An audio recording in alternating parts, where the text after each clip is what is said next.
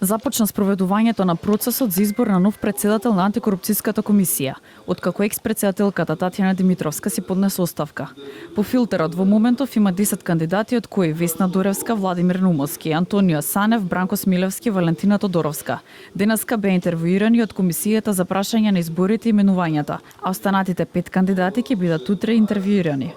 Председателот на комисијата посочи дека во петок ќе биде свикана оваа комисија и по оценувањето ќе биде избран нов прв човек на ДКСК. Утре ќе продолжиме со останатите 5 луѓе.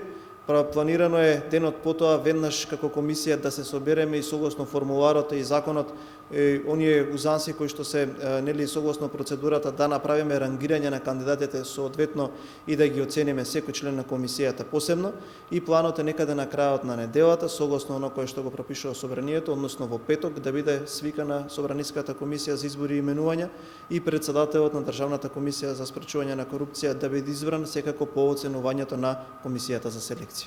Пред комисијата, односно заменик народен правобранител, представници од граѓанскиот сектор и дел од пратениците. Денешните кандидати потенцираа дека доколку некој од нив ја добие позицијата прв човек на антикорупцијска, согласно законот и надлежностите, би се водело предмет против секој кој постапил спротивно на законите и ќе се насочат на видливост на комисијата. Таа да биде навистина една самостојна, независна, институционално јака. Зголемување на транспарентноста, превенција, контрола и надзор. Основната улога на Државната комисија за спречување на корупција да поднесува иницијативи да воспоставува систем. Таа да биде со системски процес, со вклучување на сите институции кои што се вклучени во процесот. Доколку се за постапка во прекршочна, значи би ја водела оваа прекршочна постапка нормално со мојот тим. Оваа постапка за избор на председател на ДКСК продолжува покако што беше најавено и претходно, односно по завршувањето на локалните избори. Собранието врши нов избор за председател по оставката на Татјана Димитровска, која е осомничена за вмешаност во случајот адитив.